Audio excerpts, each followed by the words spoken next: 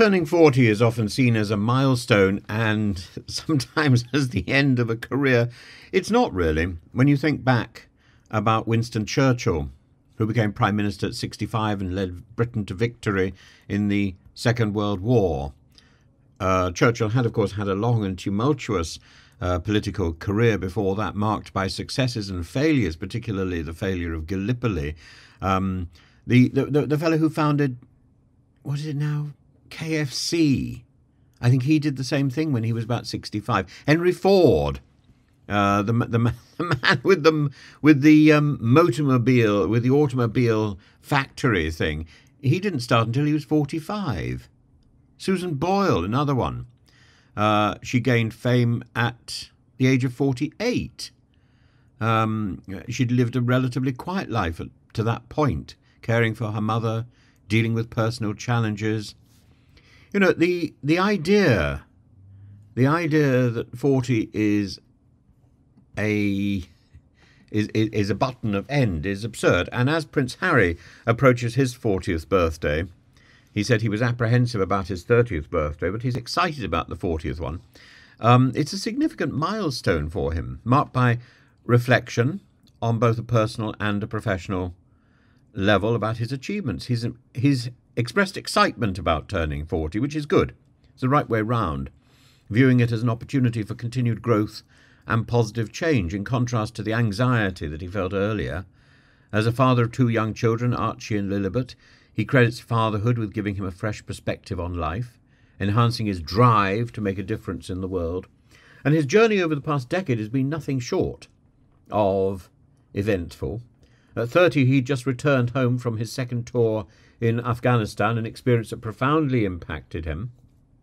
Struggling with mental health, he revealed later that he faced panic attacks and a sense of detachment, but this period of personal struggle also catalysed his public work, as he founded the Invictus Games, a passion project that reflected his deep commitment to supporting injured servicemen and women. And his personal life saw changes as well. In the lead-up to his 30th birthday, he experienced a break-up with his then-girlfriend Cressida. And soon afterwards, his path would change more dramatically with the entrance of Meghan Markle into his life. And since meeting Meghan in 2016, he's redefined his role, stepped back from the British royal family, relocated to California, and this transition has marked a definitive shift in his public and private life, with strained relations between him and his family. But those strained relations can be healed.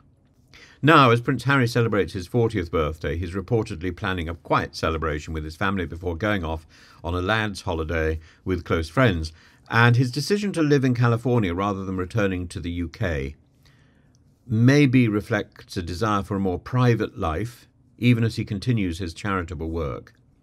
And despite speculation about his longing for the UK, Harry seems content in his adopted home, focusing on his family and his causes. I have consistently said that his father and his brother should be more accommodating.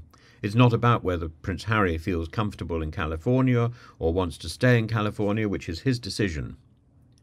But the door should be opened by his father and his brother, which is a statement about the grace of kingship. And at the moment, the nasty invective, I suppose invictus, the nasty invective coming out of Kensington Palace and Buckingham Palace, this may be the stuff of Simon Case and the cronies surrounding the royal family, the courtiers, but it doesn't do credit to the King or to the Prince of Wales. And whenever I say this, there's always a string of people who say, "Oh, Harry's very happy where he is." Yeah, that doesn't matter. That doesn't matter. This is not about Harry, really. This is about the King and the Prince of Wales, and that patina, that charisma of grace, which is granted to the King, which is therefore proleptically, which is anticipated by the Prince of Wales.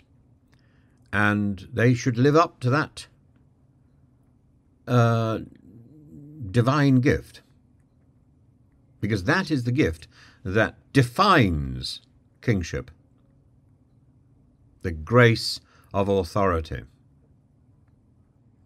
And I'm afraid that's in short supply at the moment. And it's certainly not what we hear from Buckingham Palace and Kensington Palace is not what we see. The character of the king, getting a hug yesterday from the rugby team, just delightful. And Prince William, much the same. But it's not what we hear. What we see from these individuals is different to what we hear about them. What we hear is from the courtiers and the advisors, and they're advising the wrong thing. The Invictus Games remains central, I think, to Harry's mission, representing his enduring connection to military veterans, and his work with various charities. His ongoing advocacy for mental health also underscore his commitment to using his platform for good. And as he enters his 5th decade, Prince Harry's focus on family, public service, making the world a better place, stands as a testimony to his growth from a young royal figure to an independent global advocate. And while he may be physically distant from the UK, it's clear that his ties to his homeland and to the causes that shaped him remains strong. And Prince Harry's journey towards 40 is one of resilience, transformation, a continued drive to make a meaningful impact on the world, and an image of fortitude as well as vulnerability. A person who truly is charismatic.